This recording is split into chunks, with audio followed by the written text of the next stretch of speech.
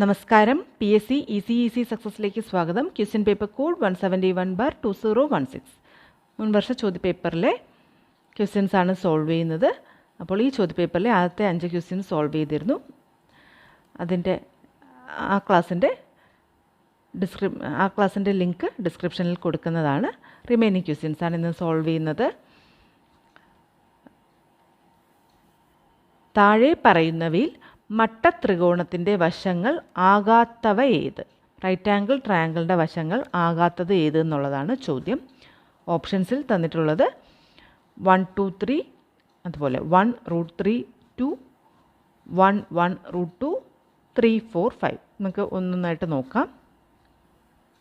അപ്പോൾ ഇത് Pythagoras theorem പ്രകാരം ഹൈപ്പോട്ടന്യൂസ്, അതായത് ഒരു ട്രയാങ്കിൾ ത്രികോണത്തിൻ്റെ ഏറ്റവും നീളം കൂടിയ വശം, അതിൻ്റെ സ്ക്വയർ എന്ന് പറയുന്നത് ബേസ് സ്ക്വയർ പ്ലസ് ഹൈറ്റ് അഥവാ ഓൾട്ടിറ്റ്യൂഡ് സ്ക്വയർ ആയിരിക്കും. ഇത് ബേസും ഇത് ഹൈറ്റുമാണെങ്കിൽ ഇതിൻ്റെ രണ്ടിൻ്റെയും സ്ക്വയറിൻ്റെ സം ആയിരിക്കും അതിൻ്റെ ഏറ്റവും നീളം കൂടിയ വശം അഥവാ ഹൈപ്പോട്ടന്യൂസിൻ്റെ സ്ക്വയർ. ഇതാണ് പൈതഗോറസ് തിയറം പ്രകാരം നമ്മൾ പഠിച്ചിട്ടുള്ളത്. അപ്പോൾ ഇനി ഇവിടെ ഓരോന്ന് നോക്കാം. 1 square plus 2 square, that is 1 + 4 which is equal to 5. അപ്പോൾ ഇത് വരില്ല, 3. ഇതാണ് നമ്മുടെ ആൻസർ ആയിട്ട് വരുന്നത്. കാര്യം 1 സ്ക്വയർ പ്ലസ് 2 സ്ക്വയർ എടുക്കുമ്പോൾ that is not equal to 3 square, not equal to 3 square. 9 അല്ല, 5 ആണ് നമുക്ക് കിട്ടുന്നത്. അപ്പോൾ 1, 2, 3 എന്നുള്ളത് ഒരിക്കലും ഒരു മട്ടത്രികോണത്തിൻ്റെ വശങ്ങളാകാൻ സാധിക്കില്ല. 1 നമുക്ക് ഉത്തരം കിട്ടിക്കഴിഞ്ഞു. എന്നാലും അടുത്തത് ജസ്റ്റ് ഒന്ന് പറയാൻ വേണ്ടി ചെയ്യാം. 1 square plus √3 square equal to 1 + 3 equal to 4 which is equal to 2 square. അപ്പോൾ ഇതിന് 1√3, 2 എന്നുള്ളത് ഒരു മട്ടത്രികോണത്തിൻ്റെ വശങ്ങൾ ആകാൻ സാധിക്കും. അതുപോലെ option C 1 square plus 1 square that is 2 which is equal to √2 square. അപ്പോൾ അതിനും മട്ടത്രികോണത്തിൻ്റെ വശങ്ങളാകാൻ സാധിക്കും.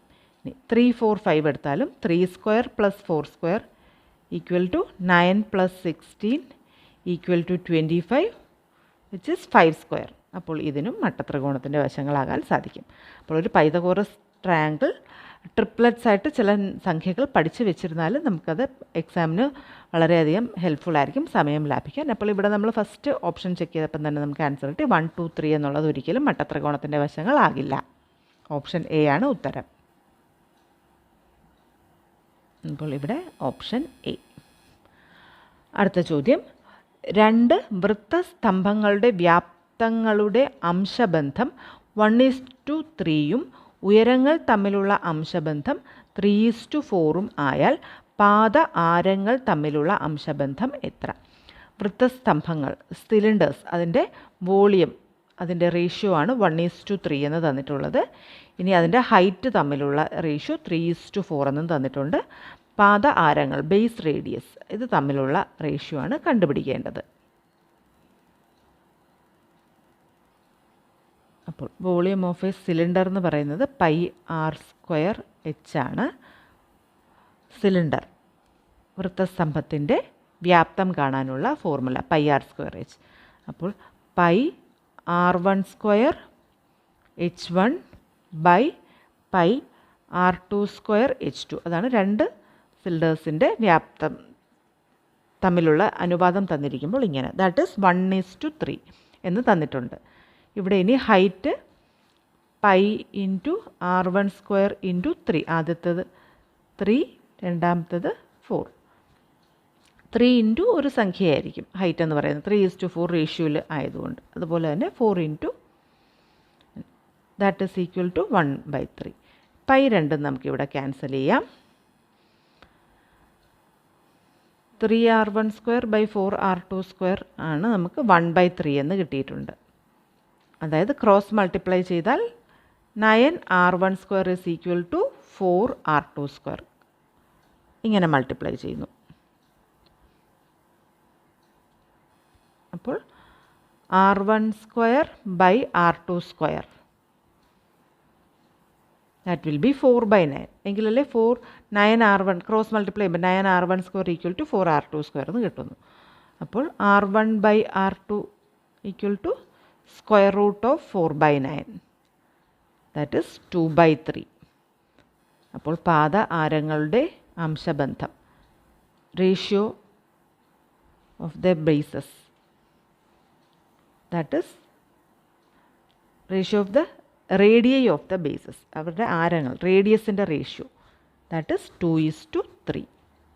അപ്പോൾ ഇങ്ങനെയാണ് അത് ചെയ്യേണ്ടത്.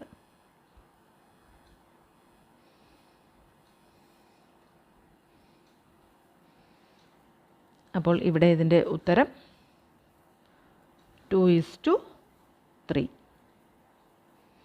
ഇനി അടുത്ത ചോദ്യം, ഒരു സ്ഥാപനത്തിലെ 12 ജോലിക്കാരുടെ ശരാശരി പ്രായം 45 ആണ്. ഇതിൽ 60 വയസ്സുള്ള രാജൻ പിരിഞ്ഞു പോയതിനു പകരം രഘു ജോലിയിൽ ചേർന്നപ്പോൾ പുതിയ ശരാശരി 42 ആയാൽ രഘുവിൻ്റെ പ്രായം എത്രയായിരിക്കും?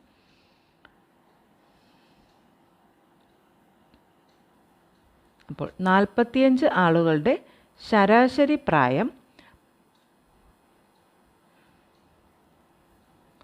12 ജോലിക്കാരുടെ ശരാശരി പ്രായം 45. അപ്പോൾ 12 ജോലിക്കാരുടെ ശരാശരി പ്രായം 45 ആയാൽ അവരുടെ ആകെ പ്രായം എന്ന് പറയുന്നത് 45 × 12.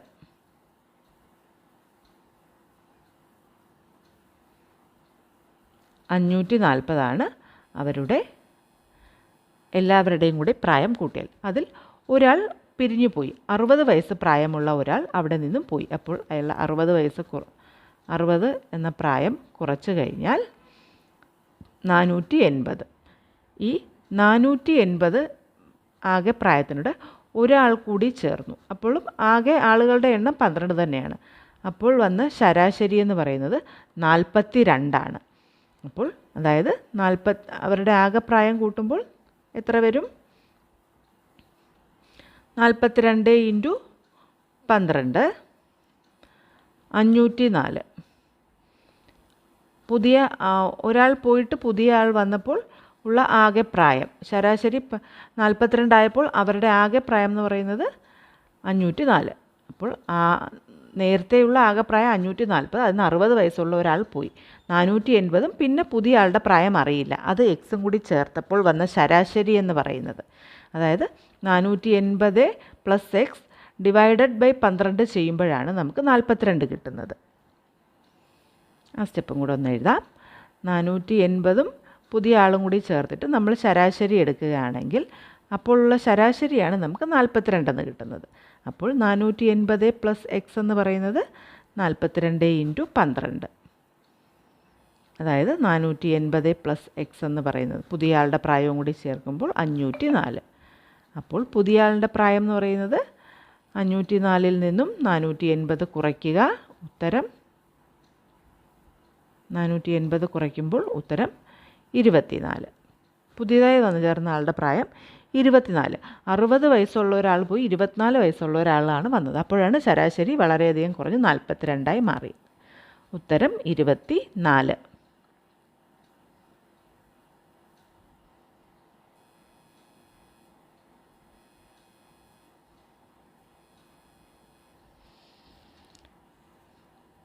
ഉത്തരം ഓപ്ഷൻ ബി 24. അടുത്ത ചോദ്യം, രേണു 12.5% സാധാരണ പലിശയ്ക്ക് ഒരു ബാങ്കിൽ നിക്ഷേപിച്ച തുക ഒരു നിശ്ചിത വർഷങ്ങൾക്ക് ശേഷം ഇരട്ടിയായി തിരികെ ലഭിക്കുന്നു എങ്കിൽ രേണു എത്ര വർഷത്തേക്കാണ് നിക്ഷേപം നടത്തിയത്? അപ്പോൾ ഒരു സംഖ്യ, അത് 12.5% സാധാരണ പലിശയ്ക്ക് എത്രയോ വർഷത്തേക്ക്, നമുക്ക് വർഷങ്ങൾ അറിയില്ല, നിക്ഷേപിച്ച ശേഷം തിരികെ എടുക്കുമ്പോൾ ഇരട്ടിയായി പണം ലഭിക്കുന്നു. അതായത് പലിശ നമ്മൾ നിക്ഷേപിച്ച തുകയ്ക്ക് തുല്യമാകുമ്പോഴാണ് ഇരട്ടിയായി ലഭിക്കുന്നത്. നമ്മൾ തിരിച്ച് വാങ്ങിക്കുമ്പോൾ പലിശയും നിക്ഷേപിച്ച തുക, പ്രിൻസിപ്പൽ എമൗണ്ട്, ഇത് രണ്ടും കൂടെ ചേർക്കും. അത് രണ്ടും തുല്യമാകുമ്പോഴാണ് നിക്ഷേപിച്ചതിൻ്റെ ഇരട്ടിയാകുന്നത്. അപ്പോൾ എത്ര വർഷത്തേക്കാണെന്നുള്ളത് നോക്കാം. നിക്ഷേപിച്ച തുക പി ആണെങ്കിൽ സാധാരണ പലിശ rate of interest R T എത്ര വർഷത്തേക്കാണ് ടേം ബൈ 100. ഇതാണ് ഇൻട്രസ്റ്റ് എന്ന് പറയുന്നത്. എത്രയോ വർഷങ്ങൾ കഴിഞ്ഞപ്പോൾ ഇൻട്രസ്റ്റും പ്രിൻസിപ്പളും തുല്യമായി. അപ്പോഴാണല്ലോ ഇത് രണ്ടും തുല്യമാകുമ്പോഴാണല്ലോ നമുക്ക് ലഭിക്കുന്നത് ഇരട്ടിയാകുന്നത്. അപ്പോൾ P R T by 100 is equal to P എന്ന് നമുക്ക് എഴുതാം. അപ്പോൾ പി രണ്ടിടത്തും ക്യാൻസൽ ആകുന്നു. R T is equal to 100. 12.5%. അപ്പോൾ 12 എന്ന് പറഞ്ഞാൽ പിന്നെ നമുക്ക് 25/2. 25/2 ഇൻറ്റു ടി അതാണ് 100 ആകുന്നത്.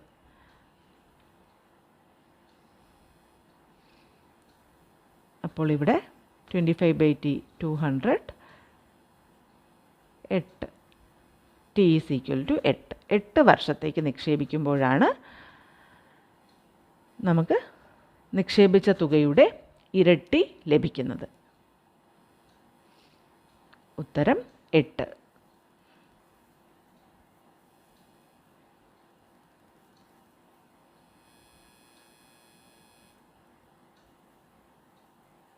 അടുത്ത ചോദ്യം, ഒരു കച്ചവടക്കാരൻ സാധനങ്ങളുടെ വില 25% കൂട്ടി പരസ്യപ്പെടുത്തിയത് ശേഷം 12% ഡിസ്കൗണ്ട് നൽകി വിൽപ്പന നടത്തിയാൽ അയാൾക്കു ലഭിക്കുന്ന ലാഭം എത്ര ശതമാനം? ഒരു സാധനത്തിൻ്റെ യഥാർത്ഥ വില 100 രൂപയാണെങ്കിൽ അതിൽ 25% കൂടുതലായി കാണിച്ച് 125 എന്ന് കാണിക്കുന്നു. ഇനി ഈ 125-ൽ 12% ഡിസ്കൗണ്ട്. 12 അല്ലേ? 25% കൂട്ടി പരസ്യപ്പെടുത്തിയ ശേഷം 12% ഡിസ്കൗണ്ട്. അപ്പോൾ 125-ൻ്റെ 12% കുറയ്ക്കുന്നു. 125 ഇൻറ്റു 12/100 ചെയ്തിട്ട് അത് 125-ൽ നിന്ന് കുറയ്ക്കണം. 125 ഇൻറ്റു 12 എന്ന് പറയുമ്പോൾ 125 ഇൻറ്റു 12 ചെയ്യാൻ 125 ഇൻറ്റു 10+2 നമുക്ക് ഈ ഡിസ്ട്രിബ്യൂട്ടീവ് പ്രോപ്പർട്ടി എടുത്താൽ 1250 250 1500 15 രൂപയാണ് 125-ൻ്റെ 12% എന്ന് പറയുന്നത് 15 രൂപയാണ്. അപ്പോൾ ഈ 125-ൽ നിന്നും ഈ 15 രൂപ കുറയ്ക്കുക. 110. 100 രൂപയുള്ള സാധനത്തിന് 25% കൂട്ടും. അപ്പോൾ 125. ഇനി ആ 125-ൻ്റെ 12% കുറയ്ക്കുന്നു. 125-ൻ്റെ 12% എന്ന് പറയുന്നത് 15 രൂപ. 15 രൂപ 125-ൽ നിന്നും കുറയ്ക്കുന്നു. 110. അപ്പോൾ ആകെ 100 രൂപയുള്ള സാധനത്തിന് ഇയാൾക്ക് 110 കിട്ടുന്നു. അതായത് 10% ലാഭം. ഉത്തരം 10%.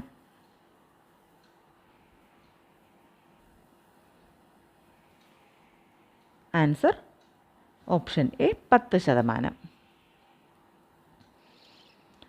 അപ്പോൾ ഇത്രയുമാണ് ഈ ചോദ്യപേപ്പറിലെ മാത്സ് ക്വസ്റ്റ്യൻസിൻ്റെ ആൻസേഴ്സ് എല്ലാം. ഉപകാരപ്രദമായി തോന്നിയിട്ടുണ്ടെങ്കിൽ ലൈക്ക് ചെയ്യുക, ഷെയർ ചെയ്യുക, സബ്സ്ക്രൈബ് ചെയ്യുക.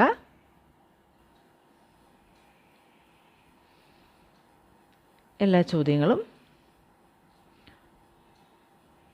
ഒന്നും കൂടി കാണിക്കുന്നു. ഇത് ഫസ്റ്റ് പാർട്ടിലുണ്ട്. ഇതിൻ്റെ എല്ലാം ആദ്യത്തെ 5 ചോദ്യങ്ങൾ, ബാക്കിയുള്ള 5 ചോദ്യങ്ങളാണ് ഇന്നത്തെ ക്ലാസ്സിൽ നമ്മൾ സോൾവ് ചെയ്തത്.